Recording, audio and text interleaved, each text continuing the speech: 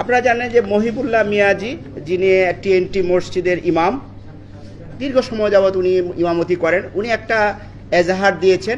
সেখানে উনি উল্লেখ করেছেন যে সকালবেলা হাঁটতে গিয়ে উনি 4-5 জন ব্যক্তি কর্তৃক উনি মাইক্রোবাসে করে ওনাকে জোর জবরদস্তি করে নিয়ে যায় এবং পঞ্চগড়ে ওনাকে আবিষ্কার করা হয় একদম একটা নাজেহাল অবস্থায়। সেখানে উনি চেইন এবং তালাবদ্ধ অবস্থায় ছিলেন, যেটা একটা স্বাভাবিক অবস্থা না। পরবর্তীতে পুলিশ এবং আশেপাশের লোকজনের সহায়তায় উনি রেস্কিউ হন এবং উনি আমাদের কাছে এসে রিপোর্টও করেন। রিপোর্টকালীন সময়ে উনি যেটা বলেন যে উনি শারীরিক এবং মানসিকভাবে অবসাদগ্রস্ত, উনি একটু সময় চান। তো আমরা অ্যাকর্ডিংলি তাকে সময় দেই এবং উনি তার ওই দিনেই বিকেলবেলা এসে একটা উনি লিখিত এজাহার দায়ের করেন।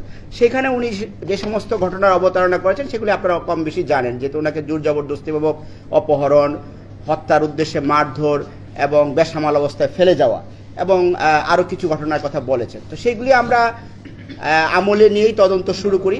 তদন্তের পর্যায়ে আমরা যে জিনিসটা জানতে পারি যে উনি আসলে সকালবেলা যখন হাঁটতে বের হন, উনি নিজেই একটা পর্যায়ে তার মধ্যে উনি ওনার বক্তব্য অনুযায়ী অবচেতনভাবে উনি মনে করেন যে তার আরও অনেক দূর এগিয়ে যাওয়া দরকার। তো এরকমভাবে করতে করতে উনি জয়দেবপুর চৌরাস্তায় আসেন এক পর্যায়ে, সিএনজি কোন সময় অটো, এখান থেকে বাস যুগে উনি যান আপনার সুবানবাগ হয়ে গাবতলি থেকে উনি শ্যামলী পরিবহনের একটা টিকিট ক্রয় করেন। টিকিটের ক্রয় করে উনি পঞ্চগড়ের টিকিটটা কিনেন। তো পঞ্চগড়ের টিকিট কিনতে গিয়ে উনি বগুড়ার পেন্টাগন হোটেল, যেটা কিনা শেরপুর থানা সম্ভবত, না যদি ভুল না করি কোথাও, তো ওইখানে যে যাত্রা বিরতি করে সেইখানে উনি নেমে উনি অজু নামাজ করেন মাগরিবের টাইমে। তো এরপরে উনি পঞ্চগড়ে চলে যান। এরপরে ওখান থেকে উনি নিজেই হাঁটতে ওখানে যে পড়ে যান বা অবসাদগ্রস্ত হয়ে পড়েন এবং নিজে এই ধরনের অবস্থায় তাকে আবিষ্কার করেন।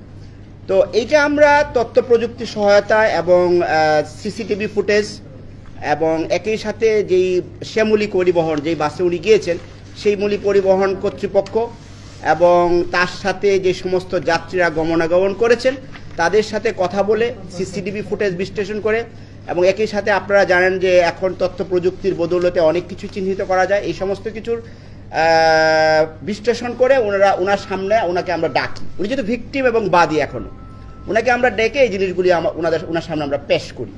উনি প্রথম দিকে কিছুটা জড়সড় থাকলেও পরবর্তীতে উনি বিষয়গুলি কবুল করেন যে হ্যাঁ, আমি এইভাবে গিয়েছি, যেই বর্ণনাটুকু আপনাদেরকে আমি দিয়েছি এটা উনার মুখ থেকেই কিন্তু পাওয়া। আর আমরা যে প্রযুক্তির মাধ্যমে আমরা বলতে চেয়েছি যে আপনি যে বলছেন এজাহারে যে বক্তব্য যে আপনাকে নিয়ে গিয়েছে, সেটার সত্যতা আমরা পাচ্ছি না। এই মোটামুটি এখন পর্যন্ত তদন্ত। এখন এই ঘটনায় এর পিছনে কারো ইন্ধন রয়েছে কিনা, কি অবজেক্টিভ ওনার মধ্যে রয়েছে, আরও কারো জড়িত রয়েছে কিনা, এটি এখন আমরা স্পষ্ট করতে পারিনি, কারণ এটা too early two actually make this conclusion. So আমরা চেষ্টা করছি যে পুরো বিষয়টা খতিয়ে দেখে ওনার বক্তব্যটা কতটুকু সঠিক। উনি বারবারই একটা কথা বলছিলেন যে উনি শারীরিক অক্ষমতাকে দায়ী করেন, যে আমার শারীরিক কিছু সমস্যার কারণে, মানসিক কিছু সমস্যার কারণে আমি এই ঘটনাটা করেছি। কিন্তু স্টিল আমরা মনে করি জিনিসটা অবসকিউর, এখানে কারো ইন্ধন আছে কি নাই এটা আমাদের কাছে স্পষ্ট না। এই বিষয়গুলি পরবর্তীতে আপনাদেরকে স্পষ্ট করা হবে।